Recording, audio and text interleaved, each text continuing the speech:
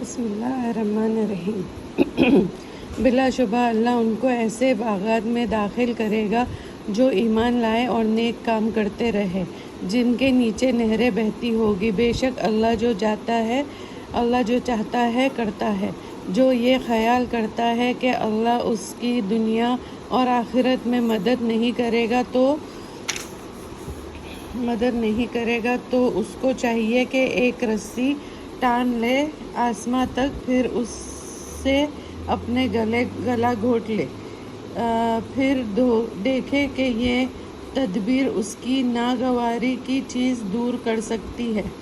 اور اسی طرح ہم نے قرآن کو اتارا ہے جس کی تمام آیت صاف صاف کھلی ہوئی ہے۔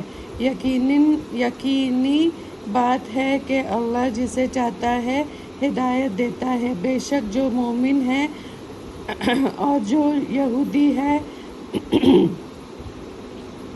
اور جو ستارہ پرست اور جو نصارہ ہے اور مجوسی ہے اور جو مشرک ہے، اور اللہ ان سب کے درمیان قیامت کے دن فیصلہ کر دے گا۔ بلا شبہ اللہ ہر چیز سے باخبر ہے۔ کیا آپ نے نہیں دیکھا کہ جو آسمانوں میں ہے اور جو زمین میں ہے، اور سورج اور چاند اور ستارے اور پہاڑ اور درخت اور چوپائے اور بہت سے انسان سب اللہ ہی کو سجدہ کرتے ہیں، اور بہتوں پر عذاب ثابت ہو چکا ہے، اور جسے اللہ ذلیل کر دے اس کو کوئی عزت دینے والا نہیں ہے۔ بے شک اللہ جو چاہتا ہے کرتا ہے۔ یہ دو جماعتیں ہیں جو اپنے رب کے بارے میں جھگڑتے ہیں۔ جو لوگ کافر ہیں ان کے لیے آگ کے کپڑے کاٹے جائیں گے، ان کے سروں پر جلتا ہوا پانی ڈالا جائے گا، اس سے ان کے پیٹ میں چیزیں اور خالیں جل جائے گی، اور ان کے لیے لوہے کے ہتھوڑے ہوں گے۔ جب وہ چاہیں گے کہ اس تکلیف سے نکل جائے تو پھر اس میں لوٹا دیے جائیں گے اور کہا جائے گا جلنے کا عذاب چکھو۔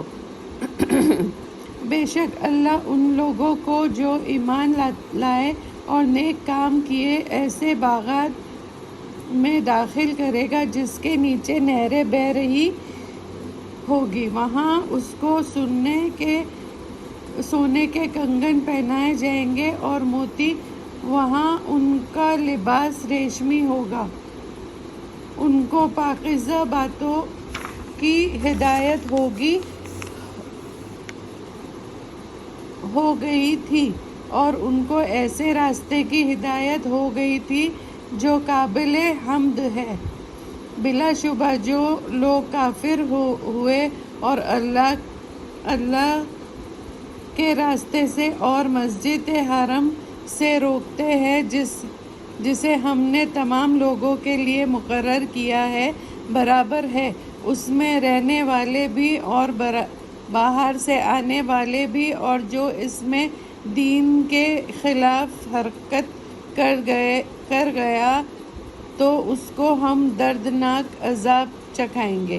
اور جب ہم نے بتلا دی ابراہیم کو بیت اللہ کی جگہ کہ میرے ساتھ کسی کو شریک نہ کرنا اور میرے گھر کو پاک رکھنا، طواف کرنے والوں کے لیے اور رکوع اور سجود کرنے والوں کے لیے، اور لوگوں میں حج کا اعلان کر دو۔ تمہاری طرف لوگ پیدل بھی اور دبلے پتلے اونٹوں پر دور دراز راستوں سے چلے آئیں گے تاکہ وہ اپنے فائدوں کے لیے حاضر ہو۔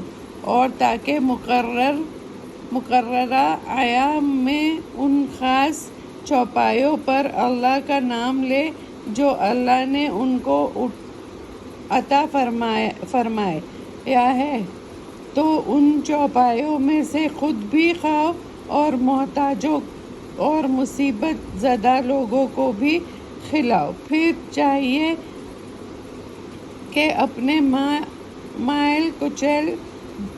میل کچیل دور کرے اور اپنی نظریں پوری کرے اور محفوظ گھر کا طواف کرے۔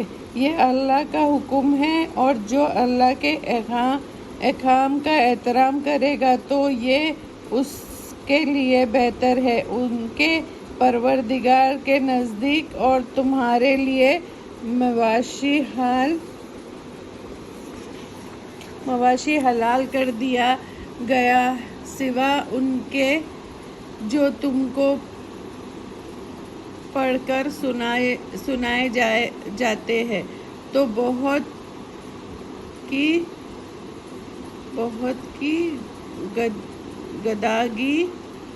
گندگی سے بچتے رہو اور جھوٹی بات سے پرہیز کرو۔